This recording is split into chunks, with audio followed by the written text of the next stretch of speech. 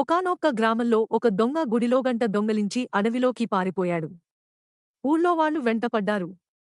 పరిగెడుతుంటే గంట చప్పుడు అవుతుంది కదా, పట్టుబడిపోతాడేమో అన్న భయంతో గంట అడవిలో దాచేసి తనూ దాక్కున్నాడు. దొంగ దొరకకపోతే ఊళ్ళో వాళ్ళు తిరిగి వెళ్ళిపోయారు. మళ్లీ గంటతో పాట్లు ఎవరు పడతారు అనుకుని దొంగ కూడా గంటని అడవిలో వదిలేశాడు. కాలక్రమేణా ఈ సంఘటన అందరూ మర్చిపోయారు. ఒకరోజు సాయంత్రం పూట హఠాత్తుగా గంట మోగడం మొదలెట్టింది. అడవిలోంచి గంట చప్పుడు గ్రామంలో వినిపించింది. గ్రామస్తులు అంతా భయపడ్డారు. గంట కొడుతున్నది ఎవరు అని ఒకరితో ఒకరు చర్చించుకున్నారు. చివరికి సమాధానము తోచక అడవిలో ప్రేతాలున్నాయని, అవే గంట కొడుతున్నాయని ఒక ఆధారం లేని పుకారు మొదలయ్యింది. గ్రామంలో వాళ్ళు భయపడి అడవివైపు వెళ్లడం మానేశారు. కాని ఇది ఇబ్బందికరమైన విషయం. ఇలా గంట కొడుతున్న ప్రేతాలకు భయపడి అడవిలోకి వెళ్ళకపోతే గ్రామస్తులకి అది ఇబ్బందే కదా. మాటిమాటికి గంట వినిపించడం ఒక సాధారణ విషయం అయిపోయింది. గంట మోగినప్పుడల్లా ఊళ్ళో వాళ్ళకి చెప్పుకోలేనంత భయం, తట్టుకోలేక కొంతమంది గ్రామం వదిలి వెళ్ళిపోయారు. ఒకరోజు గంట చప్పుడు వినిపిస్తుంటే ఒకమ్మ అసలు గంటెవరు కొడుతున్నారు, ప్రేతాలున్నాయంటే నేను నమ్మను అనుకుంది. అడవిలోకి వెళ్లి చూద్దామనుకుంది. మొన్నాడు అలాగే వెళ్లి చూసింది. గంట చప్పుడు ఎటువైపు వస్తోందో పరిశీలించి అటువైపు వెతికింది. కొంతసేపటికి చూసిన దృశ్యానికి పడీపడీ నవ్వడం మొదలెట్టింది. గంట ఒక చెట్టు మీద వేళ్లాడుతోంది. ఆ చెట్టుమీద బోల్డన్ని కోతులు ఉన్నాయి.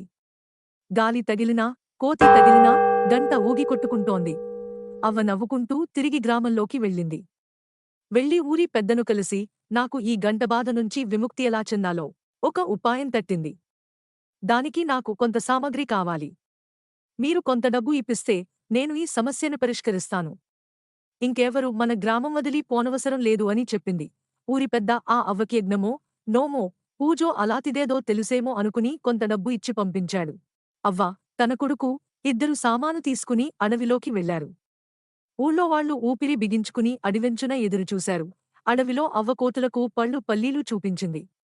అవి చూసిన కోతులు చెట్టు దిగి పళ్ళు తినడం మొదలెట్టాయి. చటుక్కున కుర్రాడు చెట్టు ఎక్కి గంట తీసుకుని దిగిపోయాడు. అవ్వ, కుర్రాడు గంటతో సహా తిరిగి ఊళ్ళోకి వచ్చారు. ఏమవుతుందో అని ఆత్రంగా ఎదురుచూస్తున్న గ్రామస్తులు నవ్వుకుంటూ తిరిగి వచ్చిన వాళ్ళిద్దరిని చూసి ఆశ్చర్యపోయారు. అవ్వ జరిగినదంతా చెప్పింది. ఊళ్ళో వాళ్లు ఆమె ధైర్య సాహసాలని, తెలివితేటలని మెచ్చుకున్నారు. అనవసరంగా ఇంతకాలం మూఢనమ్మకాలతో, అపోహలతో అనవసరంగా ఇబ్బంది పడ్డామే అని అనుకున్నారు. అప్పటినుంచి గ్రామంలో అందరూ ప్రశాంతంగా ఉన్నారు. ఈ కథ మీకు నచ్చినట్లయితే లైక్, షేర్, కామెంట్ చేయండి మరియు సబ్స్క్రైబ్ చేయండి. ఇటువంటి మరిన్ని వీడియోలతో మళ్ళీ కలుద్దాము. అంతవరకు సెలవు. ధన్యవాదములు.